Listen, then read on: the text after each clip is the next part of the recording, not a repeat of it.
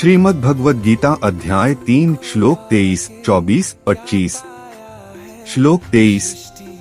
भगवान श्री कृष्ण कहते हैं, यदि मैं कभी भी अपने कर्तव्यों का पालन करना छोड़ दूं और कर्म न करूं, तो संपूर्ण संसार उसी मार्ग पर चलने लगेगा। समाज आदर्श व्यक्तियों को देखकर चलता है।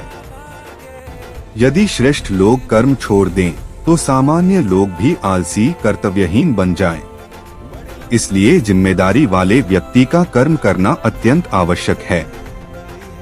जो ऊपर है वही नीचे को दिशा देता है। माता पिता, शिक्षक, अधिकारी, नेता, सबका कर्म समाज को दिशा देता है। मैं अकेला क्या करूं, सोच सबसे बड़ा भ्रम है। श्लोक 24।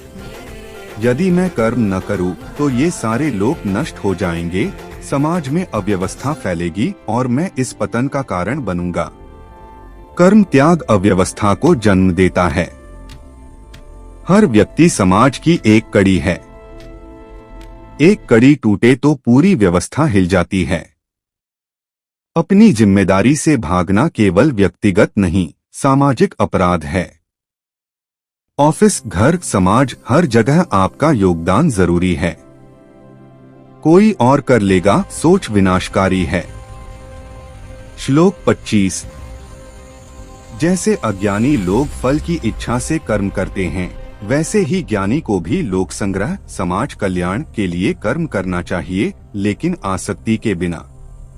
ज्ञानी कर्म से भागता नहीं, वह निष्काम भाव से कर्म करता है। उसका उद्देश्य स्वयं नहीं, समाज का कल्याण होता है। कर्म करो, लेकिन अहंकार और फल लालसा के बिना। अपना कर्तव्य ईश्वर को समर्पित करो। सच्चा ज्ञान सेवा भाव के साथ कर्म। कर्म छोड़ना समाधान नहीं है। जिम्मेदार व्यक्ति का आलस्य पूरे समाज को प्रभावित करता है। नेतृत्व का अर्थ है उदाहरण बनना। निष्काम कर्म सबसे श्रेष्ठ कर्म है। समाज के लिए किया गया कर्म ही सच्ची साधना है।